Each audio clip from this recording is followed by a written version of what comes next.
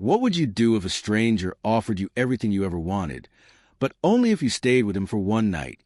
Hello, friends.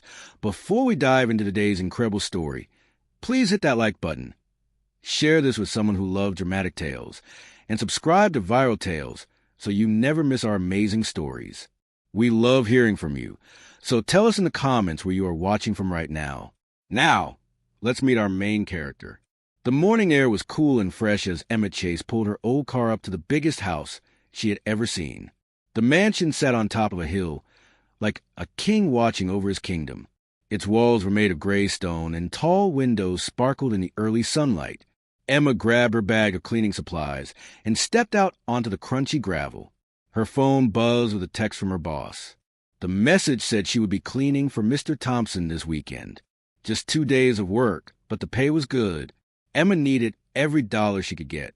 Her little apartment had a leaking roof, and her landlord wanted his money by Monday. She walked through the iron gate and gasped. The garden was like something from a fairy tale. Red roses climbed up white trellises.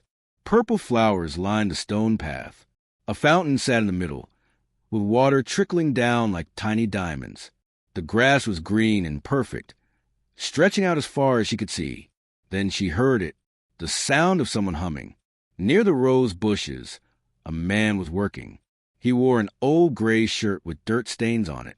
His pants were faded, and his boots looked like they had walked 1,000 miles. A big straw hat covered most of his face. He was cutting roses with garden scissors, moving slowly and carefully. Emma walked closer. "Good morning," she called out. "Excuse me, sir." The man looked up. His face was tanned from the sun, with lines around his eyes that showed he had smiled a lot in his life. But there was something else there, too. Something sad and tired. "Good morning," he said. His voice was soft and gentle, like a whisper. "I am here to clean the house," Emma explained. "Do you know where I can find Mr. Thompson?" The man paused. He looked at her with eyes that seemed to see right through her. "You are looking at him," he said quietly. Emma blinked. "You? But I thought you were the gardener." "I am," he said with a small smile. "And the owner, and the only person who lives here anymore." Emma felt her cheeks get hot with embarrassment. "I am so sorry, Mr. Thompson. I did not mean to be rude." "No need to apologize," he said, setting down his scissors. "Most people make the same mistake. Come on, let me show you inside." He led her up the stone steps to the front door.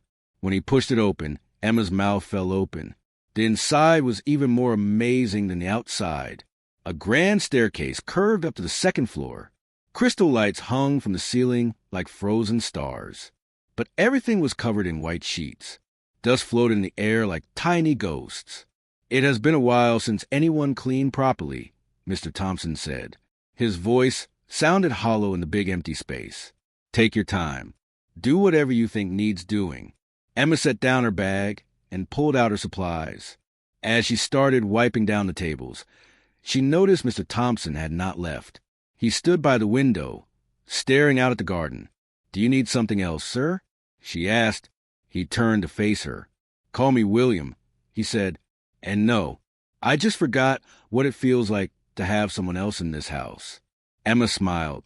"It is a beautiful home. You must have wonderful memories here." William's face changed. For a moment, he looked like he might cry. "Yes," he said quietly, "I do. But memories can be heavy things to carry." He walked to an old piano in the corner and ran his hand over the dusty keys. "My wife used to play this every evening," he said. "The whole house would fill with music. Now it just sits here, silent." Emma felt a tug in her heart. "I am sorry for your loss." William looked at her with those sad eyes again. "Thank you. It has been 3 years. You would think the pain would fade, but some days it feels fresh as yesterday." Emma did not know what to say, so she just kept cleaning. She wiped the piano carefully, treating it like it was made of gold. As she worked, she started humming a song her mother taught her. It was a simple tune about stars and wishes. William froze. "Where did you learn that song?" "My mother," Emma said. "She used to sing it to me before bed." "Why?" William sat down hard on the piano bench. His hands were shaking. "My wife used to sing that same song. I have not heard it in years." Emma felt goosebumps on her arms. What a strange coincidence. Maybe, William said. Or maybe the universe is trying to tell me something. They worked together in comfortable silence after that. Emma cleaned while William pointed out special places that needed extra care. He showed her a vase his wife had loved, a bookshelf full of her favorite stories, pictures on a wall of happy times that felt like they belonged to a different life. As the sun began to set, Emma packed up her supplies. "I will come back tomorrow morning," she said. William walked her to the door. "Emma," he said, stopping her, "thank you." "For cleaning? It is my job." "No," he said, "for treating this house like it still matters. Most people walk through here and see a dead museum. You see a home." Emma smiled. Because it is a home, it just needs someone to remind it. That night, Emma could not stop thinking about William. There was something about him that made her heart feel heavy and light at the same time. He was rich, living in that huge mansion, but he seemed so lonely, so lost.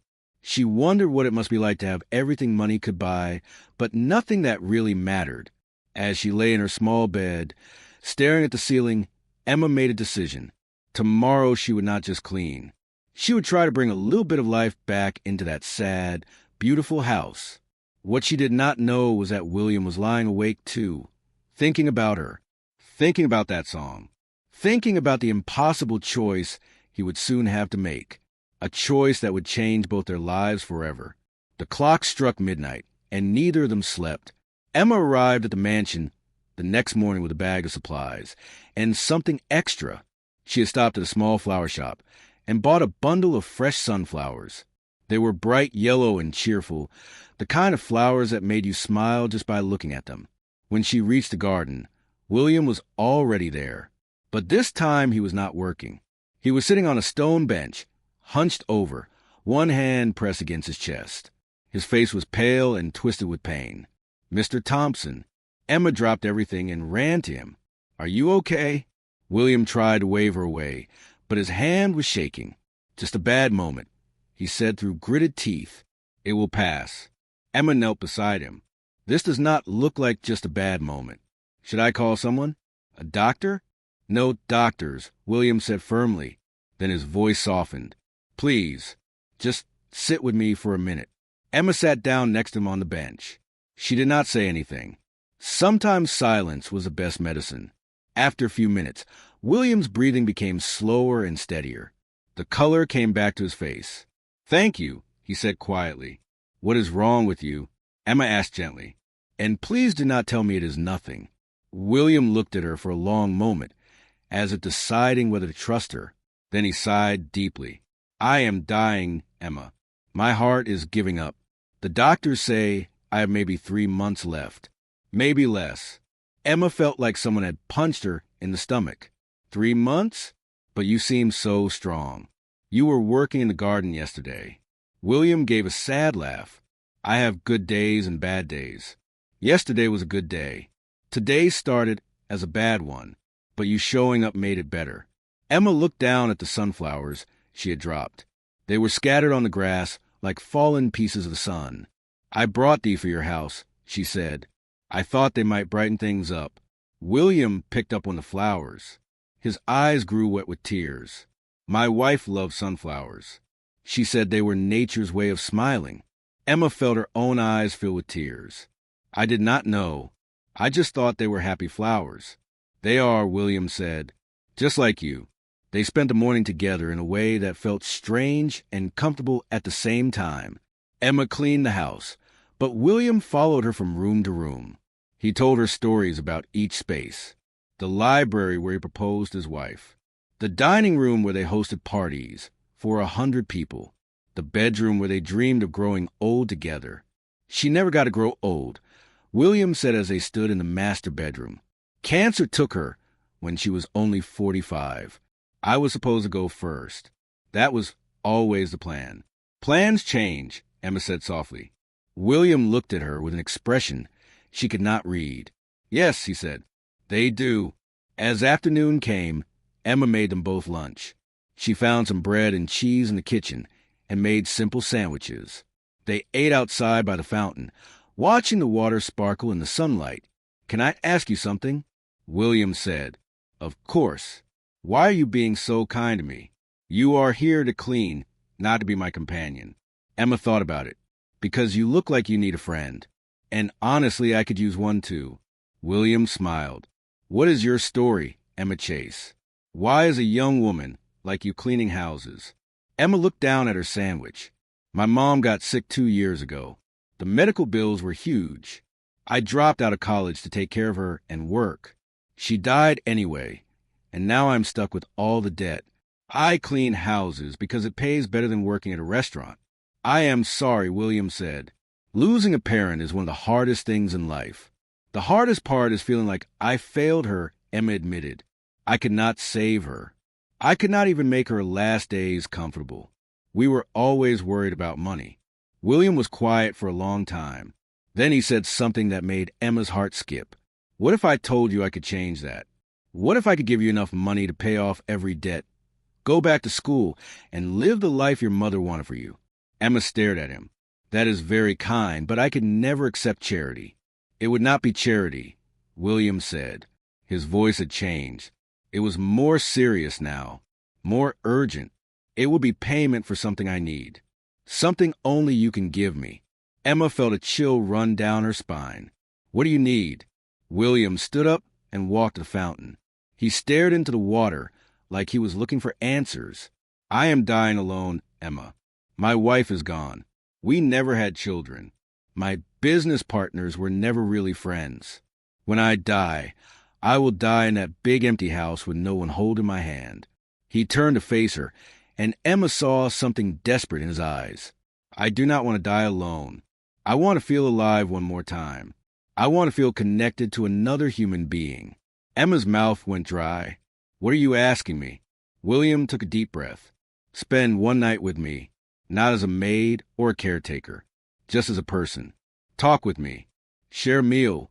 Help me remember what it feels like to not be alone. And in return, I will give you $2 million. Emma felt dizzy. $2 million? That was more money than she had ever imagined. It could solve every problem she had. But something about this felt wrong, felt dangerous. "I do not understand," she said. "Why me? You could hire a companion service or call an old friend." William shook his head. "Because you are real, Emma. Everyone else in my life wants something from me or pretends to care because of my money. But you treated me like a person before you even knew who I was. You brought me sunflowers. You sat with me when I was in pain. You did not have to do any of that." Emma stood up, her legs shaking. "Mr. Thompson, I am honored that you trust me, but this is too much. I cannot take your money for just spending time with you." "Why not?" William asked. "People spend time with each other for far less noble reasons. At least this would be honest. You need money. I need companionship. It is a fair trade. But what would people think?" Emma said. "What would they say?" William laughed bitterly. "I will be dead soon, Emma. I do not care what people think. And you would have enough money to go anywhere, start fresh, become whoever you want to be." Emma's mind was spinning. Part of her wanted to run away from this strange offer, but another part of her understood his loneliness. She knew what it felt like to be desperate and scared. "Can I think about it?" she asked. "Of course," William said. "Take all the time you need." "But Emma, I do not have much time left. Whatever you decide, decide soon." That evening, as Emma drove home, her hands gripped the steering wheel so tight her knuckles turned white. $2 million. One night. It sounded so simple, so impossible, so terrifying. She thought about her mother's medical bills sitting in a drawer. She thought about her tiny apartment with the leaking roof. She thought about the college degree she had abandoned. She thought about the life she could have. But most of all, she thought about William's sad eyes and the way he looked at her like she was the answer to a prayer he did not know how to say. When she got home, Emma lay in bed staring at the ceiling again. What would her mother tell her to do? Would she say take the money and run? Or would she say some things were more valuable than money? Emma did not know. All she knew was that tomorrow she had to give William an answer, and whatever she chose would change everything. Her phone buzzed with a text message. It was from an unknown number. The message said, "I know this is strange. I know you are scared. But please understand that I am not asking you to do anything wrong. I just do not want to face the darkness alone. Think about it. William." Emma stared at the message until her vision blurred. Then she typed back, "I will give you my answer tomorrow." She hit send and closed her eyes, wondering if she would regret this moment for the rest of her life. Emma barely slept that night. Every time she closed her eyes, she saw William's face. She heard his voice saying he did not want to die alone. By the time the sun came up, she had made her decision. She drove to the mansion with her heart pounding so loud she could hear it in her ears. The morning was gray and cloudy, like the sky knew something important was about to happen. When she reached the iron gate, she saw William standing by the fountain. He looked thinner than before, more fragile, like a strong wind might blow him away. Emma walked up to him slowly. Her hands were shaking. "Good morning," William said. His voice was steady, but his eyes showed fear. "Have you decided?" Emma took a deep breath. "Before I answer, I need to know something. Why one night? Why not just hire someone to visit you every day until the end?" William smiled sadly. "Because I do not want pity visits. I do not want someone watching the clock, waiting for their shift to end. I want one real night, one honest connection, something I can hold on to when the darkness comes." "And you think I can give you that?" Emma asked. "I know you can," William said. "You already have. These past 2 days with you have been the first time in 3 years that I felt like a living person instead of a ghost haunting my own house." Emma felt tears building behind her eyes. "What exactly would this night involve? I need to know everything before I agree." William nodded. "We would have dinner together in the dining room. We would talk about life, about dreams, about all the things that matter. We would watch the sunset from the balcony. And then, if you are comfortable, you would stay with me until morning. Not for anything physical. Just so I do not have to face the night alone." "That is it?" Emma asked. "Just companionship?" "That is it," William promised. "I am not looking for romance or anything inappropriate. I just want to remember what it feels like to have someone care if I wake up the next morning." Emma looked at him for a long moment. She saw the truth in his eyes. This was not about control or power or anything dark. This was about a dying man who was terrified of being alone. "I will do it," she said quietly, "but not for the money." William's eyes widened. "What?" "I will spend the night with you because I understand loneliness," Emma said. "I understand what it feels like to be so scared that you would do anything to feel human again. My mother died alone in a hospital room because I could not afford to take time off work to be with her. I have carried that guilt every day since. So I will stay with you, William, not for $2 million. Just because no one should have to face death alone." William's face crumpled. Tears rolled down his cheeks. "Emma," he whispered, "you are an angel." "I am not," Emma said, wiping her own tears. "I am just someone who knows what it is like to be broken." William shook his head firmly. "No, you will take the money. Please, let me do this one good thing before I die. Let me know that my wealth helps someone who deserves it." Emma wanted to argue, but she saw how important this was to him. "Okay," she said, "if it means that much to you." "It does," William said. "More than you know." They spent that day preparing. William called his lawyer and had papers drawn up. He arranged for Emma to receive the money regardless of what happened to him. He wanted to make sure she was protected. Emma went home and picked out her nicest dress. It was simple and blue, nothing fancy, but it was clean and made her feel pretty. When she returned to the mansion that evening, the sun was just beginning to set. William was waiting for her in the dining room. He had changed into a dark suit. His hair was combed back. He looked like the billionaire he was, but his smile was warm and real. "You look beautiful," he said. Emma blushed. "You clean up pretty well yourself." The dining room table was set with candles and flowers, real plates instead of paper, crystal glasses that sparkled in the candlelight. William had ordered food from a fancy restaurant. There was pasta and bread, and desserts that looked like art. They sat down together and began to eat. At first, it felt awkward and strange. But slowly, as they talked, the tension melted away. William told her about his childhood, growing up poor in a small town, how he built his business from nothing, how he met his wife at a library and knew instantly she was the one.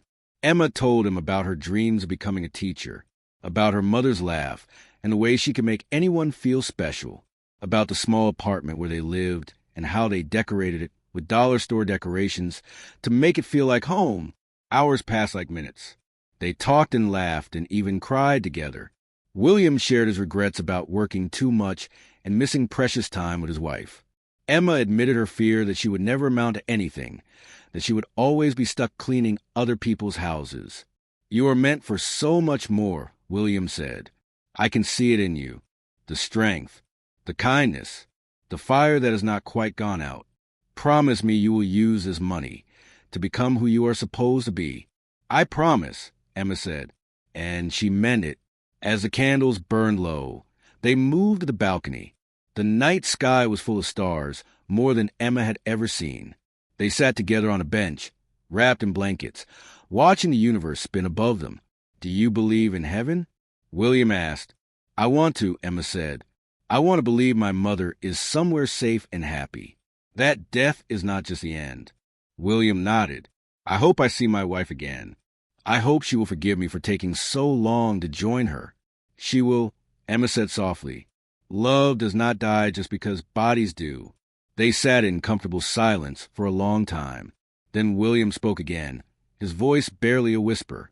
"Thank you, Emma, for tonight, for treating me like I still matter. You have given me a gift I can never repay." "You already have," Emma said. "You reminded me that kindness still exists in the world." As midnight approached, they went inside. William's bedroom was large but simple. Emma sat in a chair beside his bed, holding his hand. She told him stories about her childhood, about the good memories with her mother, about the dreams she still carried in her heart. William listened with his eyes closed, a peaceful smile on his face. Slowly, his breathing became deeper and slower. He was falling asleep. "Emma," he whispered, "will you still be here in the morning?" "I will be here," Emma promised. "I am not going anywhere." William squeezed her hand weakly. "You saved my life tonight, not by making it longer, by making it mean something again." "You saved mine too," Emma said. "You reminded me that I am worth more than my debts and failures." William smiled one last time. Then he drifted off to sleep. Emma stayed awake all night, holding his hand, watching his chest rise and fall. She talked to him even though he was sleeping, telling him all the things she wished she had told her mother, that he mattered, that he was loved, that his life had meaning. When the sun finally rose, painting the sky pink and gold, William opened his eyes one last time. He looked at Emma and smiled. "Thank you," he whispered. Then he closed his eyes and took his last breath. Emma sat there crying, holding the hand of a man she had known for only 3 days, but who had changed her life forever. She cried for him. She cried for her mother. She cried for all the lonely people in the world who just needed someone to tell them they mattered. 3 weeks later, Emma stood in front of a small college campus. The money from William had cleared. She had paid off every debt. She had enough left to finish school and start the life she had always dreamed of. But more than the money, William had given her something else. He had shown her that connection was more valuable than gold, that spending time with someone who needed you was not a burden, but a gift. Emma enrolled in school to become a teacher. She volunteered at nursing homes, spending time with elderly people who had no family. She learned that the richest thing you could give someone was your presence, your time, your willingness to sit with them in their darkness and remind them they were not alone. Years later, Emma would tell her student about a billionaire who taught her the most important lesson of her life. That money could not buy the things that really mattered. That love and kindness and human connection were the only currencies that held value when everything else fell away. And on quiet nights, when the stars filled the sky, Emma would think of William. She would remember that one night they shared, and she would whisper a quiet thank you to the man who begged her for one night together, not because he wanted to take from her, but because he wanted to give her the world. Because sometimes the greatest gift is not what someone leaves you in their will. It is what they leave in your heart.